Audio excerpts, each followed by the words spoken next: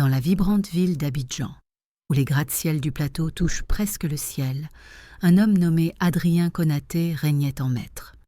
On ne l'appelait pas roi, mais son pouvoir était indéniable. À la tête de Konaté Industries, un empire hérité de son père qu'il avait su faire prospérer avec une poigne de fer, il était devenu l'un des hommes les plus riches et les plus redoutés de la capitale. Dans son monde, tout s'achetait, tout se commandait, et surtout, tout se jetait. Ce soir-là, comme tant d'autres, un plat somptueux trônait sur la table en acajou de sa vaste villa silencieuse.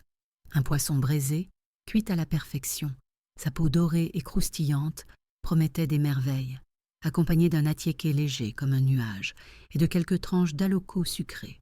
Un festin, sans aucun doute, pour des milliers de personnes. Adrien piqua une bouchée, mâcha distraitement, le regard rivé sur l'écran de sa tablette où défilaient les cours de la bourse. Son visage, lisse et impassible, ne laissait transparaître aucune émotion. Il prit une seconde bouchée, puis, d'un geste las et dédaigneux, il repoussa l'assiette, encore à moitié pleine. « Débarrassez-moi ça !» lança-t-il, sans même lever les yeux. Un domestique s'avança, la tête basse, habitué à ce rituel de gaspillage. Mais avant qu'il ne puisse saisir le plat, une silhouette s'interposa. C'était une jeune femme, la nouvelle servante, arrivée à peine une semaine plus tôt. Elle s'appelait Aya. Elle ne prit pas l'assiette. Elle resta là, immobile, les mains jointes devant elle. D'une voix calme, mais ferme, elle déclara « Monsieur, là d'où je viens, on ne manque pas de respect à la nourriture. Vous allez finir votre plat. » Le temps sembla s'arrêter. Le premier domestique se figea, les yeux écarquillés de terreur. Adrien Konaté releva lentement la tête, ses yeux noirs et froids, se posant pour la première fois sur cet employé. Un léger froncement de sourcils creusa son front. Le choc était total. Dans son royaume, un grain de sable venait de gripper la machine parfaitement huilée de la peur et de la soumission. Personne, absolument personne, n'avait jamais osé le défier. Cette simple phrase, prononcée par une simple servante, allait pourtant ébranler les fondations de sa vie et lui enseigner une leçon qu'il n'oublierait jamais. Car voyez-vous, chers amis, Adrien Konaté n'était pas qu'un homme riche. Il avait bâti une forteresse avec son argent. Chaque brique était une liasse de billets. Chaque fenêtre une démonstration de pouvoir. Dans les couloirs de son entreprise, on murmurait que même le son de ses chaussures en cuir italien sur le marbre suffisait à glacer le sang.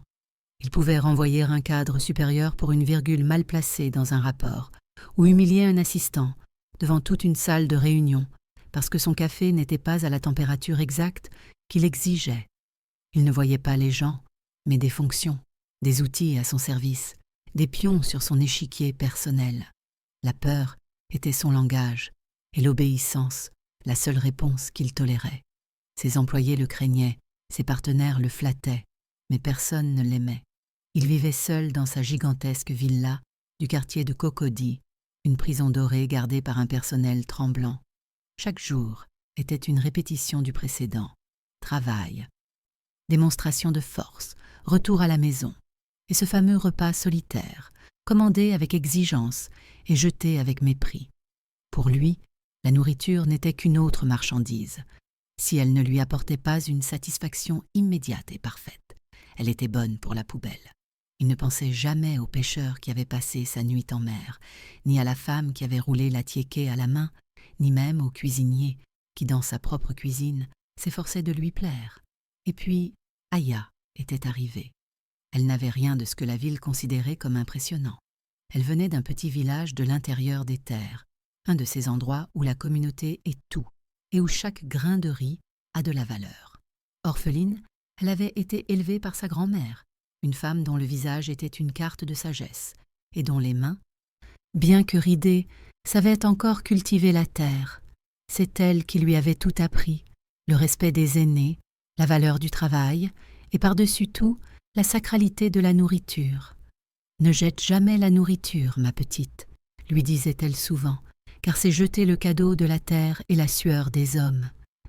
Aya était venue à Abidjan pour une raison simple et noble, payer les études de son petit frère, un garçon brillant qui était le seul espoir de leur famille. Elle n'avait pas peur du travail. Elle avait une dignité silencieuse, une force tranquille qui puisait ses racines dans les valeurs qu'on lui avait inculquées. En arrivant dans la maison Konaté, les autres employés, habitués à la tyrannie du maître des lieux, l'avaient Pau vite mise en garde. Surtout, ne le regarde pas dans les yeux, lui avait conseillé la cuisinière. Fais ce qu'il dit, sans un mot. Ne le contrarie jamais, ou tu seras à la porte avant le coucher du soleil. Aya avait écouté, hoché la tête, mais au fond de son cœur, une petite voix lui disait qu'il y avait des principes plus importants que la peur. Retournons à cette table en acajou, où l'air est devenu si dense qu'on pourrait le couper au couteau. Le silence qui suit l'injonction d'Aya est assourdissant. Adrien Konaté la dévisage, une lueur d'incrédulité glaciale dans le regard. Il n'est pas habitué à ce qu'on lui tienne tête, encore moins par une employée de maison qu'il n'avait même pas remarquée jusqu'à présent. Il pose sa tablette lentement. Le geste est menaçant. « Répétez ça », dit-il d'une voix basse, dangereuse. Aya ne baisse pas les yeux. Elle soutient son regard, non avec insolence, mais avec une sérénité désarmante. « J'ai dit, monsieur, que vous deviez finir votre repas. »« Et qui êtes-vous » griffe Adrien, chaque mot chargé de mépris, « pour me dire ce que je dois faire ? Moi, je vous paie. Je paie pour cette nourriture. Elle m'appartient. Et j'en fais ce que je veux. Si je veux la jeter, je la jette. » Aya inspire doucement, comme pour puiser sa force dans les leçons de sa grand-mère. « Vous payez pour la voir, monsieur, mais elle ne vous appartient pas vraiment. Elle appartient au pêcheur qui a risqué sa vie sur l'eau. Elle appartient aux femmes qui ont passé des heures à préparer la tiéké. Elle appartient à la terre, qui a fait pousser les bananes pour la loco. Le jeter, c'est cracher sur leur travail. C'est une insulte à tous ceux qui, en ce moment même, prient pour avoir ne serait-ce que le 10e de cette assiette. » Elle marque une pause, puis ajoute une phrase qui sonne comme un proverbe ancien. Ma grand-mère disait toujours « Celui qui méprise le grain de riz finira un jour par pleurer pour une seule miette. » Adrien est sans voix. Pas de colère explosive, pas de cri. Juste une stupeur froide. Cet argumentaire, cette logique morale, est une langue étrangère pour lui. Dans son monde, l'argent est la seule valeur, le seul argument. Il est touché, non pas dans son cœur, pas encore, mais dans son orgueil, dans sa vision du monde. Quelqu'un a osé lui présenter une autre loi que la sienne. Il se ressaisit, la fureur montant enfin en lui comme une marée noire. C'est assez. Prenez vos affaires. Vous êtes renvoyé. Il se lève, s'attendant à ce qu'elle s'effondre en larmes, qu'elle le supplie, comme tous les autres avant elle. Mais Aya ne bouge pas d'un pouce. Elle répond avec le même calme imperturbable. « Monsieur, avec tout le respect que je vous dois, ce n'est pas vous qui m'avez engagé, c'est Madame Konaté, votre grand-mère. C'est donc à elle, et à elle seule, de me dire de partir. » Ce fut le deuxième choc, sa grand-mère, la seule personne au monde qu'il ne pouvait pas complètement balayer d'un revers de la main. La matriarche de la famille, qui vivait retirée dans son village natal, mais dont l'autorité morale planait encore sur la famille Konaté. Adrien sentit un piège se refermer sur lui. Il était coincé.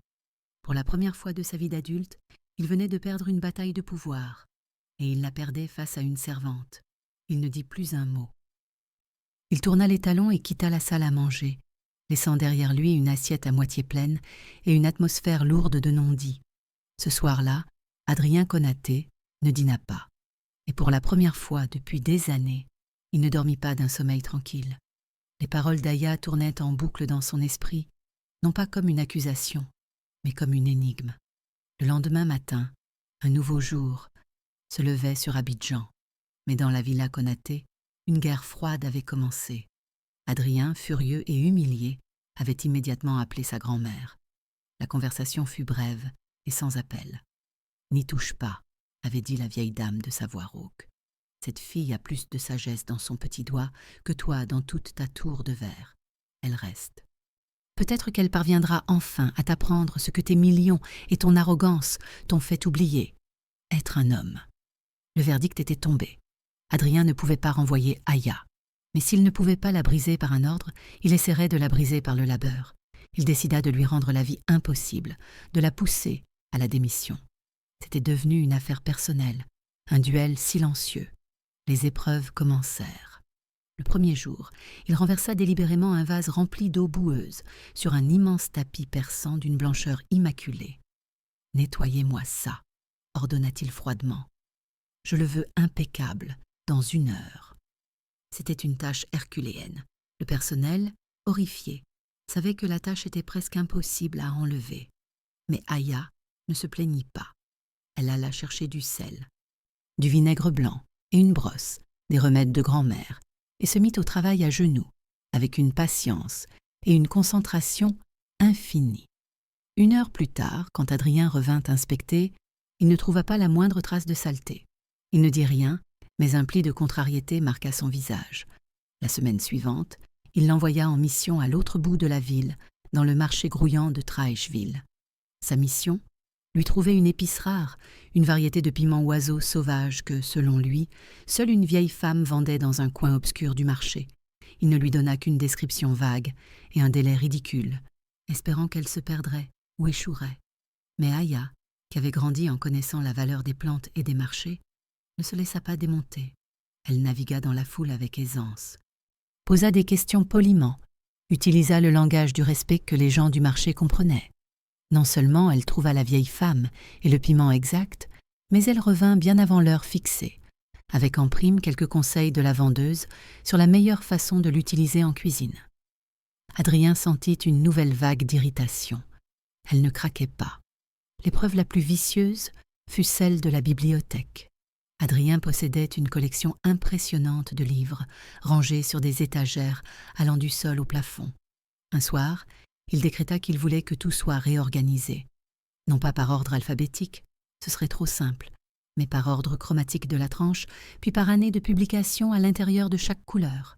Un système absurde, conçu uniquement pour l'épuiser et l'humilier. Aya passa 3 jours dans cette bibliothèque. Elle travailla avec méthode, sans un soupir, sans une plainte. Le soir du 3e jour, Adrien entra pour constater son échec probable. La bibliothèque était transformée. C'était une véritable œuvre d'art, un arc-en-ciel de littérature parfaitement ordonné. Mais ce n'est pas ça qui le frappa. Sur son bureau, Aya avait déposé un petit livre à la couverture usée. C'était un recueil de contes africains que sa grand-mère lui lisait quand il était enfant, un livre qu'il croyait perdu depuis 20 ans. « Je l'ai trouvé derrière une rangée d'encyclopédies, monsieur, dit-elle simplement. Je me suis dit qu'il comptait peut-être pour vous. » Adrien fixa le livre, et pour la première fois, l'armure de glace qui recouvrait son cœur se fissura. Un souvenir, une image lointaine. Remonta à la surface, lui, petit garçon, assis sur les genoux de sa grand-mère, écoutant des histoires de rois humbles et d'animaux malins. Une chaleur qu'il n'avait pas ressentie depuis des décennies effleura son âme. Il ne la remercia pas, mais son silence, cette fois, n'était plus hostile. Il était différent, il était troublé. Ce fut le point de bascule. Il commença à l'observer. Il la vit de loin, dans le jardin, partageant son propre repas simple, un peu de riz et une sauce arachide, avec le vieux jardinier, écoutant attentivement l'homme parler de ses fleurs. Il l'entendit un soir au téléphone avec son petit frère. Sa voix était douce mais ferme, pleine d'encouragement. « L'école est ta seule richesse, mon frère. Chaque leçon que tu apprends est une graine que tu plantes pour ton avenir. Ne te décourage jamais. » Il se rendit compte qu'Aya vivait selon le code qu'elle lui avait prêché. Sa dignité, son respect pour les autres, sa force tranquille n'étaient pas une posture. C'était l'essence même de son être. Et en la regardant, il commençait à voir le vide et la laideur de sa propre existence. Pendant ce temps, un orage se préparait dans sa vie professionnelle. Il était en négociation finale pour un partenariat stratégique avec un grand groupe industriel nigérian, dirigé par un certain monsieur Adebayo, un homme réputé pour être parti de rien. L'accord devait faire de Konaté, Industrie, le leader incontesté de la région. Mais lors d'un dîner crucial à Abidjan, Adrien, retombant dans ses vieilles habitudes, s'était plaint avec arrogance de la qualité du vin et avait traité le serveur avec un mépris glacial, sous les yeux de son invité. Monsieur Adebayo n'avait rien dit, mais son sourire s'était effacé. Depuis, Ses communications étaient devenues froides et distantes.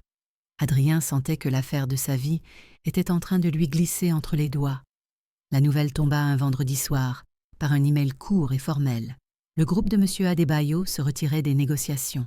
La raison invoquée était polie, mais cinglante. Une divergence fondamentale dans nos valeurs d'entreprise et notre vision du respect mutuel. Pour Adrien Konaté, ce fut comme si le ciel lui tombait sur la tête. Ce n'était pas seulement une perte financière colossale, c'était une humiliation publique, un échec personnel retentissant. Lui, l'homme qui ne perdait jamais, venait de subir la plus grande défaite de sa carrière. La nouvelle se répandrait comme une traînée de poudre. Son image de génie infaillible allait voler en éclats. Il resta assis dans son bureau, aux parois de verre, au dernier étage de sa tour, regardant la ville s'illuminer sous lui. Mais pour la première fois, il ne se sentait pas au-dessus d'elle. Il se sentait infiniment petit et terriblement seul. Le silence de sa villa, en rentrant ce soir-là, n'était plus un signe de paix, mais un abîme de solitude. Il refusa le dîner que la cuisinière, tremblante, lui proposa. Il s'enferma dans son bureau personnel, fixant le vide, le poids de son échec l'écrasant. Les visages de ses employés, qu'il avait tant de fois humiliés,